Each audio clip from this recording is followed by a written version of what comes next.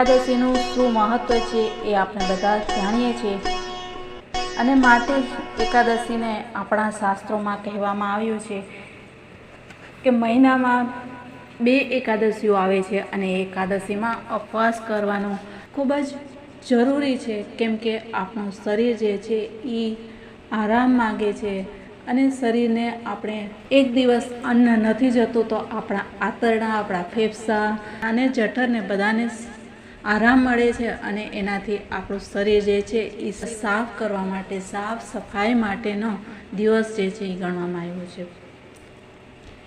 પુરાણોમાં કહેવામાં આવ્યું છે કે એકાદશ્યામ ન ભુંજીતમ પક્ષયો ઉભયોરપી. દરેક માસની એકાદશીએ અન્ન નહીં ખાવું જોઈએ. આ વ્રતથી પહેલા દિવસે એટલે કે દસમીના દિવસથી જ આપણે ચોખાનો તો સર્વત્ર ત્યાગ કરવો જ જોઈએ અને હલકો ખોરાક લેવો જોઈએ અને બીજા દિવસે સવારે એકાદશી ઉઠી અને સ્નાન કરી નિવૃત્ત થઈ અને વ્રતનો સંકલ્પ લેવો જોઈએ. નમસ્કાર, મારા સનાતની પરિવાર આધ્યાત્મની દુનિયામાં આપ સર્વેનું ખૂબ ખૂબ સ્વાગત છે. મિત્રો, કામદા એકાદશી જે ચૈત્ર માસના શુક્લ પક્ષની એકાદશી, જેને કામદા એકાદશી કહેવામાં આવે છે. અને મિત્રો, આપણે જાણીએ છીએ કે એકાદશીનું મહત્ત્વ આપણા શાસ્ત્રોમાં, હિન્દુ ધર્મમાં, સનાતન ધર્મમાં ખૂબ જ મહત્ત્વ છે. દરેક એકાદશીનું એટલું જ મહત્ત્વ છે. મહિનામાં આવનાર બંને એકાદશીઓ છે એ દરેક મનુષ્યએ કરવી જોઈએ, કેમ કે આ એકાદશી સર્વ કામનાઓ પરિપૂર્ણ કરનાર, મોક્ષ આપનાર, સાથે સાથે 1000 ગણું પુણ્ય આપનાર છે. તો મિત્રો, આ એકાદશી જે ચૈત્ર મહિનાના શુક્લ પક્ષની કામદા એકાદશી 19 એપ્રિલ અને 2024ના આવે છે. તો મિત્રો, બીજું શું છે એની વાત, એની કથા, એ બધું આપણે જાણીએ. તો એના માટે મિત્રો વિડીયોના અંત સુધી જરૂરથી જોજો અને આ પુણ્ય જે છે એ લાઈક અને શેર કરી અને બીજાઓને પણ સંભળાવવા વિનંતી.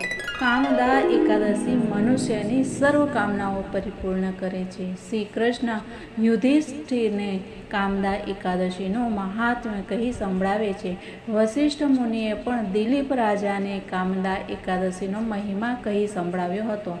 મનોકામનાની પૂર્તિ કરે છે કામદા એકાદશીનું વ્રત. યુધિષ્ઠિરે કહ્યું કે વાસુદેવ, કૃપા કરી અને મને એ બતાવો કે ચૈત્ર માસના શુક્લ પક્ષમાં કઈ એકાદશી આવે છે.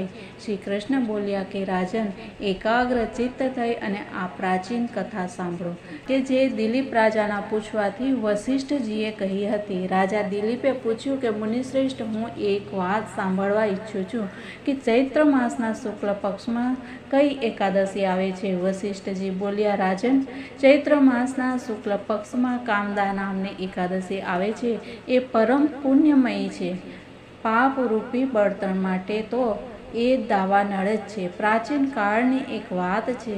નાગપુર નામનું એક સુંદર નગર હતું, જ્યાં સોનાના મહેલો બનેલા હતા અને એ નગરમાં મહાભયંકર નાગ જાતિના લોકો રહેતા હતા. પુંડરીક નામના રાજા એ દિવસોમાં ત્યાં રાજ્ય કરતા હતા. ગંધર્વ, કિન્નર અને અપ્સરાઓ પણ એ નગરમાં વાસ કરતી હતી. ત્યાં એક શ્રેષ્ઠ અપ્સરા હતી જેનું નામ લલિતા હતું. તેની સાથે લલિત નામનો ગંધર્વ પણ હતો. તેઓ બંને પતિ પત્નીના રૂપમાં રહેતા હતા. બંને પરસ્પર ખૂબ જ પ્રેમ કરતા હતા. લલિતાના હૃદયમાં સદાય પતિની મૂર્તિ જ વસેલી રહેતી હતી અને લલિતના દિલમાં સુંદર લલિતાનો જ નિત્ય નિવાસ હતો. એક દિવસની વાત છે.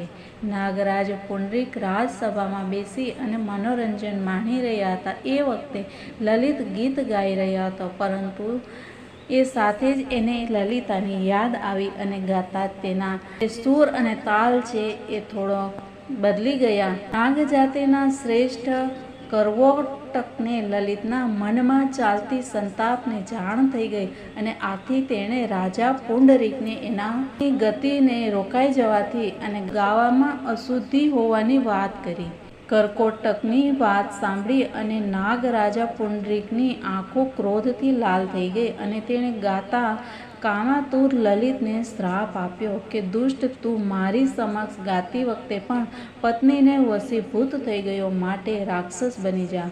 મહારાજ પુંડરીકના શ્રાપથી એ ગંધર્વ રાક્ષસ બની ગયો અને ભયંકર મુખ, વિકરાળ આંખો અને એને જોવા માત્રથી ભય ઉત્પન્ન થઈ જાય તેવું રૂપ, આવો રાક્ષસ બની અને એ કર્મનું ફળ ભોગવવા લાગ્યો.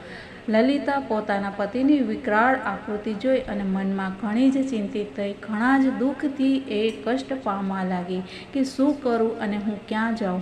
મારા પતિ શ્રાપથી કષ્ટ પામી રહ્યા છે. એ રડતી રડતી ઘોર જંગલમાં પતિની પાછળ પાછળ ફરવા લાગી. વનમાં એક સુંદર આશ્રમ જોયો અને એ આશ્રમમાં એક મુનિ બેઠા હતા. કોઈ પણ પ્રાણી સાથે એમને વેર વિરોધ ન હતો. લલિતા તરત ત્યાં ગઈ અને મુનિને પ્રણામ કરી અને એમની સમક્ષ ઊભી રહી. મુનિ ઘણા દયાળુ હતા. એ દુઃખી નારીને જોઈ અને તેઓ બોલ્યા કે હે કન્યા, તું કોણ છે? ક્યાંથી આવી છે? મને સત્ય કહે. લલિતાએ કહ્યું કે હે મહામુનિ, વીરધન્વા નામના એક ગંધર્વ છે. હું એ જ મહાત્માની પુત્રી છું. મારું નામ લલિતા છે. મારા પતિ એમના પાપ દોષના કારણે રાક્ષસ બની ગયા છે. એમની આ અવસ્થા જોઈ અને મને ચેન નથી. મહારાજ, અત્યારે મારું જે કર્તવ્ય હોય એ મને કહો. વિપ્રવર, જે પુણ્ય દ્વારા મારા પતિ રાક્ષસ યોનિમાંથી મુક્તિ મેળવે એવો મને ઉપદેશ આપો. ઋષિ બોલ્યા, હે ભદ્રે, આ વખતે ચૈત્ર માસની શુક્લ પક્ષની કામદા એકાદશી તિથિ છે કે જે બધા જ પાપોનું હરણ કરનારી અને ઉત્તમ છે. તું એનું જ વિધિપૂર્વક વ્રત કર અને આ વ્રતનું જે પુણ્ય થાય તે તારા પતિને અર્પણ કર. પુણ્ય અર્પણ કરવાથી ક્ષણભરમાં જ એના શ્રાપનો દોષ દૂર થઈ જશે. મુનિના આ વચનો સાંભળી અને લલિતાને ઘણો આનંદ થયો.